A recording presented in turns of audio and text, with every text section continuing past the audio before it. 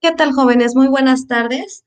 Bien, el día de hoy, este video es con la intención de terminar con el tema número 2 de nuestro programa de estudios de la materia de plantas potabilizadoras.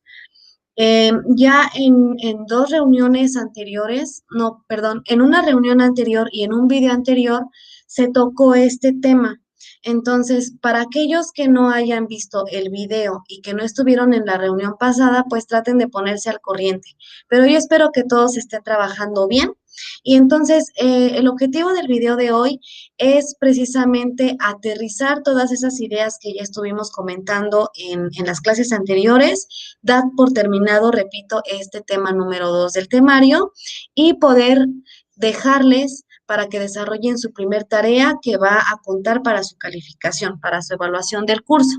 ¿Sale? Entonces, para esto, yo preparé aquí unas diapositivas muy sencillas que espero que nos ayuden pues, al objetivo del video, ¿no? Bien, en la clase anterior, que fue aquella en la que se habló acerca de los procesos que se pueden aplicar dentro de una planta potabilizadora.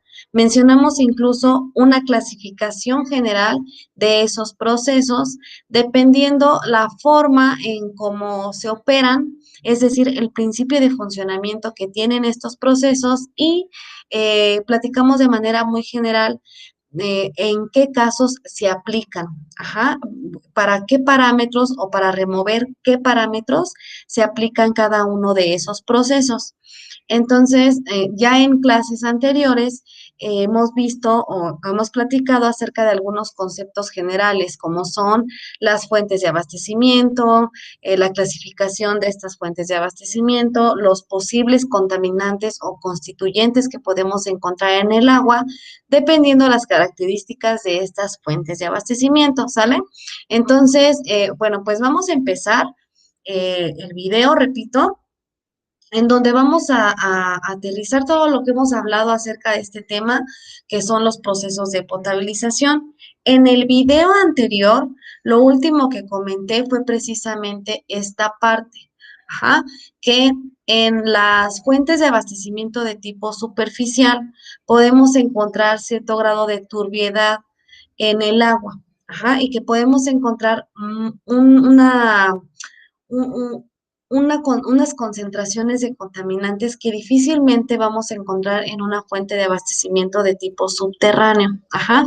Esto es porque en la superficie el agua está en contacto con muchas cosas, ajá, propias de la misma naturaleza, o sea, de los animales, el suelo, etcétera, el viento, ajá, pero también hay otros agentes o hay otras fuentes que pueden estar contaminando esos cuerpos de agua superficiales, ¿no? Y entonces vamos a encontrar una calidad del agua bastante compleja.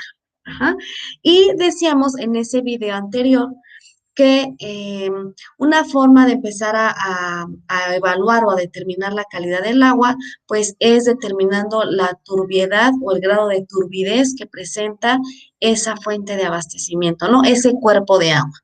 Y entonces dijimos que para poder hablar de los procesos de potabilización, pues es bien importante conocer cuáles son los parámetros de calidad del agua que se evalúan en una fuente de abastecimiento, ¿sí? Y empezamos a clasificar, dependiendo la complejidad para eliminar esos contaminantes. Ajá. Entonces, decíamos la clase anterior ya adentrándonos a este tema de los procesos de potabilización y su clasificación, dijimos que los procesos más simples son aquellos en los que no se requiere de algún reactivo, de alguna sustancia, de alguna reacción química, es decir, que los procesos son muy sencillos, ajá, pero no por ser sencillos, pues no son eficientes o así, ¿no? Entonces, dijimos que existen procesos físicos, procesos químicos, procesos físico-químicos, que son como la combinación de los dos anteriores y que cada uno de estos tienen sus eficiencias, tienen sus campos de aplicación, pero que también tienen sus limitaciones. Ajá. Entonces vamos a empezar haciendo ese reconocimiento o ese, ajá, pues, como ese resumen, ¿no? De todos los parámetros de los que estuvimos platicando la clase pasada, que incluso también en la clase anterior, en la reunión de MIT, estuvimos comentando acerca de la norma 127, en donde se establecen los límites máximos permisibles de los parámetros de calidad del agua para consumo humano. Ajá. Entonces, veamos ahí una tabla en donde vienen los valores de los límites y vimos una tabla en donde, en donde hacía la relación entre el contaminante y los procesos que se pueden aplicar para la remoción del mismo. Ajá. Entonces ahorita aquí estamos haciendo como ya un análisis integral de todo lo que hemos visto hasta el momento.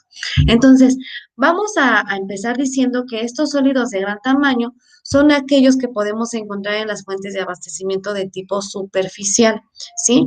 Iniciando por la materia flotante, que ya pusimos ahí varios ejemplos de qué podemos considerar materia flotante. Son sólidos de un tamaño tan grande que flotan, ¿sí? En estos pues van incluidos los residuos sólidos urbanos, es decir, la basura, eh, y pues todo lo que pueda estarse llevando, por ejemplo, un escurrimiento de tipo, un escurrimiento superficial que pueden ser hierba, que pueden ser hojas, pueden ser un tronco, puede ser algún cadáver de algún animalito que pues iba por ahí y se lo llevó, o sea, pueden ser muchas cosas, ¿sí? Entonces, en esta clasificación de materia flotante, pues vamos a meter a todo eso que flota en el agua, que se puede ver a simple vista, que es mayor a 1 centímetro de diámetro, o sea, son ya cosas muy grandes, ¿sale? Entonces, esta materia flotante la podemos remover a través de una rejilla o bien de sistemas de cribado. Una rejilla, ustedes la conocen perfectamente bien. Incluso estas rejillas las ponen en los sistemas en las redes de alcantarillado, ¿no? Por donde se va el agua pluvial y ponen esas rejillas para evitar precisamente que ese arrastre, bueno, que esa agua pluvial arrastre todos esos sólidos de gran tamaño, ¿no? Y de las rejillas, pues se, se diseña todo, se diseña el tamaño de la rejilla, esto es en función al gasto de agua que va a estar pasando por ahí, se determina el número de barrotes que va a tener esa rejilla, la separación entre los barrotes, el ancho de las barras, se diseña todo eso, la inclinación que va a tener esa rejilla con respecto al flujo del agua, etcétera. Ujú. Y de estas rejillas pues se hace una limpieza de manera constante con cierta eh, ajá, a cada determinado tiempo. Ajá, se hace una planeación de eso. Además de estas rejillas, pues se tienen sistemas de cribado que son, pues son tal cual una criba, ustedes saben que es como una malla. Ajá. Entonces, estas mallas pues están dispuestas, perdón, la redundancia, se encuentran dispuestas de cierta forma que van a estar reteniendo precisamente todos estos sólidos. Aquí hay una clasificación y dice aquí que hay manuales y automáticas. En la reunión que vamos a tener posteriormente voy a estarles presentando figuras, es decir, fotos de todo esto para que se den una idea de cómo trabajan y de cómo son. En el caso de las cribas manuales, pues es tal cual vamos a decir, una rejilla, es una malla en la cual el desasolve o la limpieza de estas cribas pues se hace de manera manual, es decir, que hay personas que hacen ese arrastre de toda esa materia flotante que se está reteniendo en la criba. En el caso de los sistemas de cribado automáticos, bueno, funcionan, son unas bandas, ajá, que están, pues sí, que están rotando de manera constante a cierta velocidad, entonces el agua pasa a través de esas bandas, ajá, y todo lo que se retenga en ellas, pues se va a estar depositando en un tanque, ajá, y de esa manera, o por eso se le llama que es automático. Ujú. Bueno, eso es en cuanto a la materia flotante.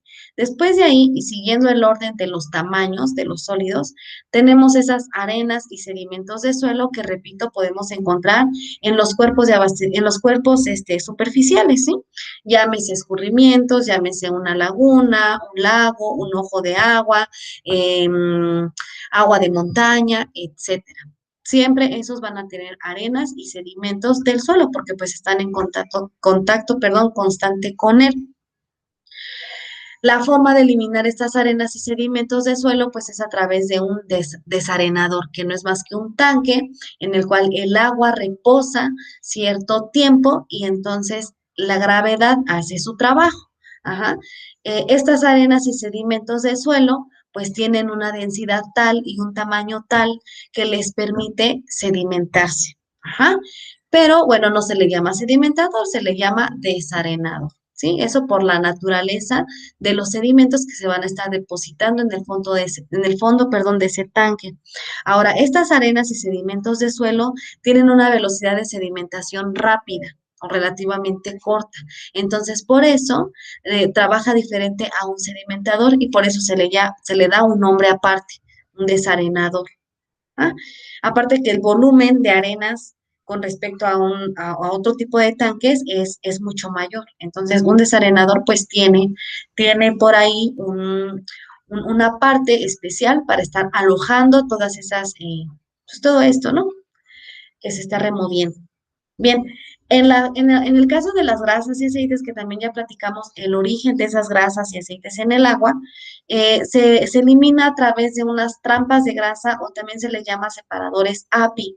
Ahora bien, esto es el caso contrario de esto, ¿verdad? El principio de funcionamiento es diferente, es completamente opuesto. Aquí, la densidad de estas grasas y aceites hace que no se deposite en el fondo del tanque, sino que se deposite en la superficie. Ajá, entonces, estas trampas de grasa funcionan como si fueran unas placas que van separando precisamente esa nata que se forma en la superficie del tanque del agua. Ujú. Así es como funciona eso. Obviamente lo vamos a estar viendo de manera mucho más detenida posteriormente, ¿no? Ahorita es como que se vaya viendo esto. Siguiendo en el orden de ideas de los sólidos y también de sólidos que podemos encontrar en fuentes de abastecimiento superficiales, tenemos los sólidos sedimentables, que aquí pues son aquellos que se sedimentan fácilmente, ¿no? Que en un periodo de tiempo relativamente corto, estamos hablando de menos de 4 horas, esos sólidos se van a sedimentar en el fondo del tanque. Ajá, este tanque recibe el nombre de sedimentador primario y en el fondo del tanque, pues hay unas tolvas, que son como unos conos en donde se van a estar alojando precisamente estos sedimentos, ¿sí? En esas tolvas se van a depositar, repito, esos sedimentos que van a formar lodos. Esos lodos pues van a tener una concentración de sólidos, van a tener ciertas características y se tratan de manera diferente, ¿sí? Entonces, esa es como que otra de las diferencias que tiene un sedimentador primario con respecto a los desarenadores. Un desarenador, eh, lo que se aloja en el fondo pues son arenas, son materiales pétreos, inertes, que no son reactivos. En el caso de un sedimentador primario, se pueden sedimentar otro tipo de sólidos, o sea, sólidos con diferente naturaleza, que probablemente tengan alguna característica orgánica o inorgánica particular. Ajá, entonces lo que se forma ahí en el fondo de esto es diferente a las arenas. Siguiendo en el orden, tenemos los sólidos suspendidos, que le van a dar al agua ese grado de turbiedad o que va a persistir ese grado de turbiedad una vez que se eliminen la materia flotante, las arenas, las grasas y aceites y los sólidos sedimentables. Cuando todavía queda un cierto grado de turbiedad es porque existen sólidos suspendidos y sin duda sólidos disueltos, ¿sale? Entonces, en este caso de los sólidos suspendidos y disueltos, ya son sólidos que podemos encontrar tanto en fuentes de abastecimiento de tipo superficial como subterránea. No tan comúnmente los sólidos suspendidos se encuentran en una fuente de abastecimiento de tipo subterránea. ¿En qué casos aparecen estos? En el caso en cuanto a los acuíferos. Bueno, aquellos en los que existan concentraciones de metales pesados. Los metales pesados no son solubles en el agua, entonces no pueden ser considerados sólidos disueltos. Son sólidos en suspensión que sí, son en trazas, que es decir, son tamaños de partícula coloidales, son muy pequeñitos, probablemente ni siquiera los podemos ver a simple vista, pero ahí están y están suspendidos, ¿sale? Entonces, a partir de este tipo de sólidos ya los podemos encontrar en los dos tipos de fuentes de abastecimiento, ¿sale? Entonces, para eliminar este tipo de sólidos, basta con una filtración o bastaría con una filtración. Sin embargo, estamos hablando que la composición de estos sólidos pues ya se empieza a volver un poquito más compleja. Ajá, ya no nada más son algunas arenas o sedimento de suelo o materia orgánica, sino que ya estamos hablando de posibles compuestos de tipo inorgánico, como pueden ser algunos metales, como pueden ser algunos hidrocarburos, o sea, pueden ser muchas cosas. Entonces, dice aquí que se eliminan a través de un medio poroso, ¿sí? Un medio poroso pues puede ser un filtro de arenas o un filtro de gravas con una granulometría que permita hacer esta filtración, con algunas resinas, con alguna, hay muchas cosas con las que se puede construir un medio filtrante, ¿sí? Sin embargo, se recomienda que antes de que el agua pase por esa filtración, se pase por un proceso de coagulación, floculación. Este proceso lo que va a hacer es generar sedimentos con una granulometría más uniforme, ajá, y con una composición también un poquito más estable. Entonces, esa coagulación, floculación ayuda a eficientar la filtración que viene de manera posterior, ¿sí? Eso es para sólidos suspendidos que repito, pueden ser de un montón de tipos, ¿eh? O sea, todavía aquí entra una clasificación por ahí. Y en el caso de los sólidos disueltos, bueno, pues ya son todas aquellas sales minerales, algún colorante persistente, puede ser incluso algún grado de radiactividad, o sea, que sea radiactiva y esa agua, que tenga alguna contaminación, algo así. En estos casos, entonces, ya se ponen procesos físico-químicos, ajá, que ya son más especializados, que son procesos más finos, son procesos que tienen eficiencias muy altas, pero que al ser tan, pues sí, tan especiales, este tipo de procesos, pues requieren de una operación también muy especial. ¿Sale? Entonces, bueno, aquí entran todos esos procesos de membrana, nanofiltraciones, microfiltraciones, osmosis inversa, absorción con diferentes materiales, ¿qué más? ¿Qué más? Intercambio iónico, todo eso. Ahora bien, tenemos otro tipo de características. Ajá, decíamos que hay olor, color y sabor, que son las características organolépticas que tiene el agua. Entonces, cuando después de todo eso todavía existe algún colorcito, algún olor, más que nada olor y sabor, a lo mejor ya no tanto color, pero sí olor y sabor, entonces es un indicio de que existe materia orgánica. Ajá.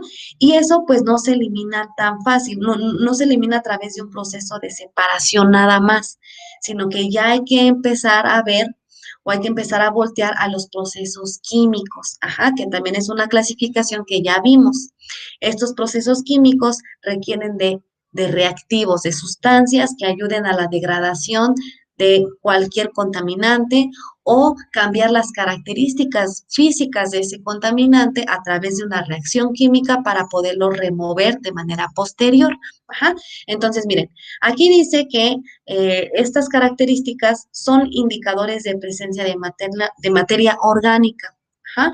Por lo tanto, pues los procesos, perdón aquí, los procesos que se aplican para esto, pues son los mismos que se aplican para la remoción de materia orgánica, que pueden ser aireación, absorción y coagulación. Ajá, que ya vimos más o menos en qué consiste cada uno de estos, la clase anterior.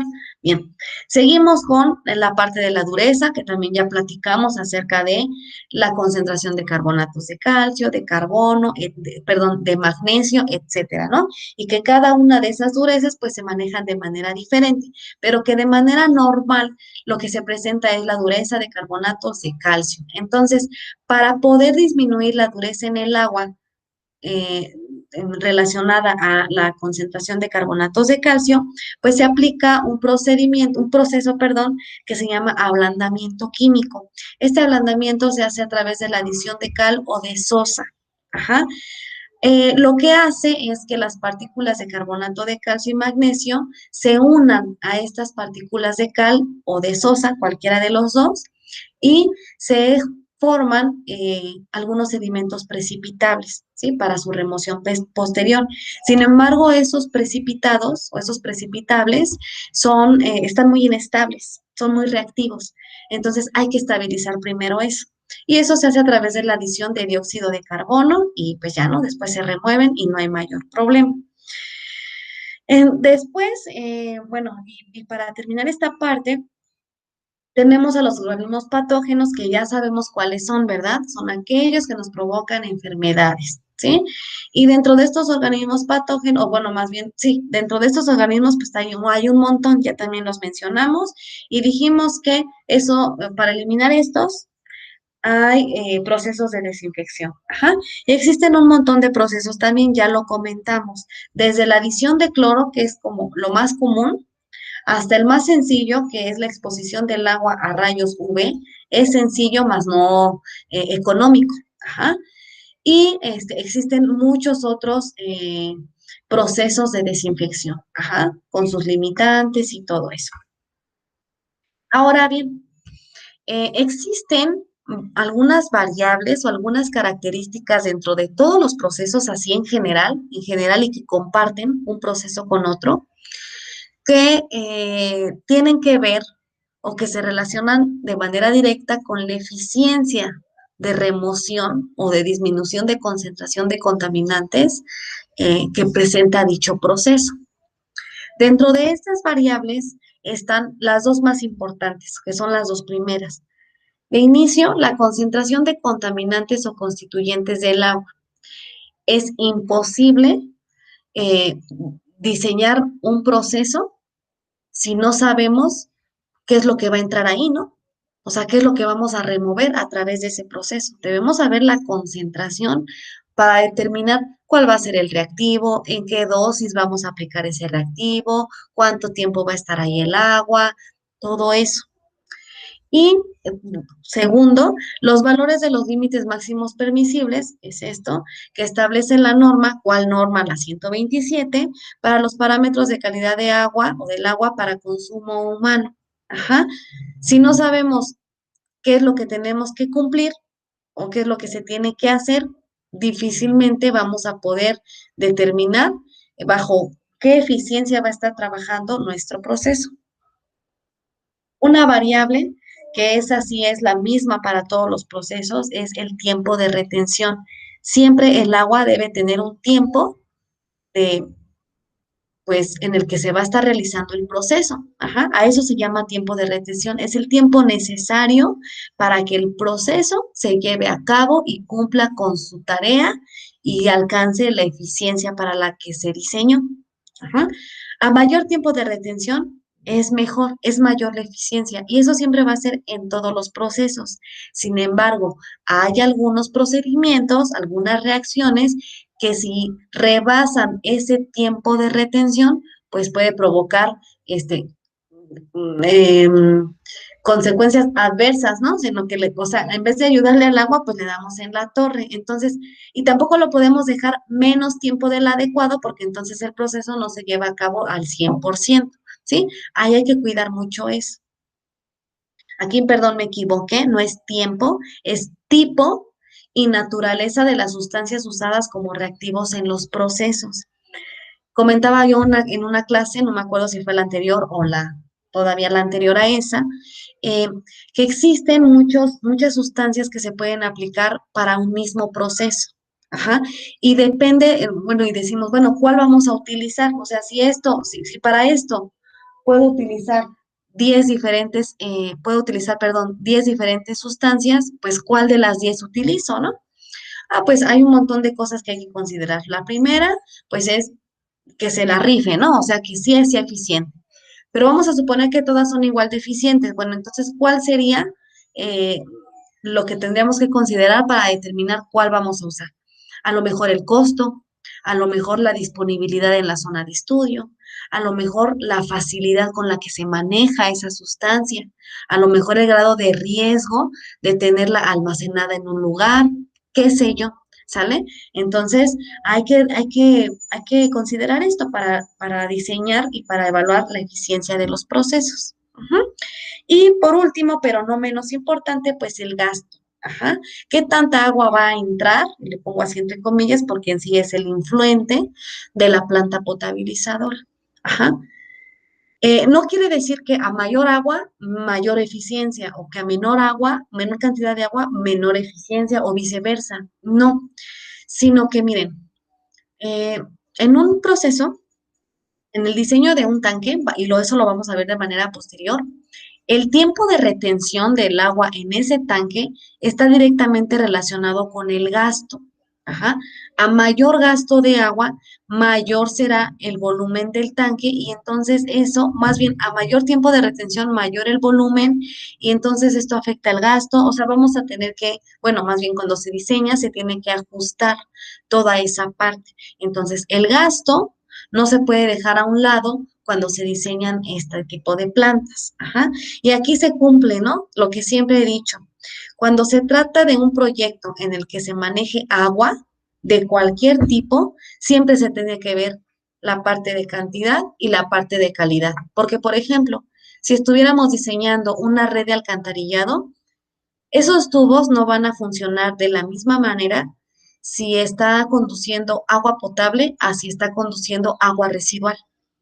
¿Por qué? Porque tienen diferente calidad del agua, tienen diferentes características y esas características van a afectar, o más bien sí, o sea, van a afectar el funcionamiento hidráulico de la tubería que contiene esa agua.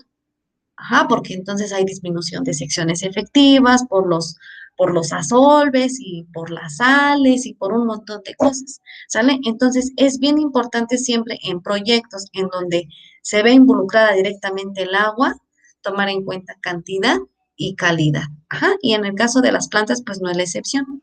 Bien, entonces espero que con este video breve, sí, sí es breve, pero pues creo que cumple o es, pues sí, se tocan los temas que yo quería que se tocaran, pues ya quede como un poquito más aterrizado, se den una idea de cómo funciona una planta, de todas de los conceptos generales que vamos a estar utilizando, de todo lo que vamos a ver, como se dan cuenta, hay muchos procesos que conocer, hay muchas cosas que diseñar, existen muchas variables que considerar al momento de diseñar estas cosas. Eh, de verdad es un tema bastante extenso, ¿sí? Es un programa bastante ambicioso y pues vamos a tratar a medida de lo posible, pues llegar a ver todo esto y que ustedes conozcan y se apasionen, bueno, igual y no se apasionan, pero por lo menos que compartan ese gusto pues, por estos temas, ¿no? Están padres. Entonces, bueno, espero que le hayan entendido el video, que el mensaje haya llegado bien, que sea claro para ustedes. Y si no, pues obviamente nos tenemos una reunión el próximo jueves para aclarar todas las dudas habidas y por haber de este tema, pues de este video, del video anterior y de la clase que tuvimos a través de Meet el día jueves pasado. ¿Sale? Entonces, por favor, chequen toda la información y nos vemos el próximo jueves 15, si mal no recuerdo, en nuestra reunión de Meet para la solución de las dudas y que ustedes puedan entonces desarrollar de manera adecuada su primer tarea. Saludos muchachos y pues hasta luego.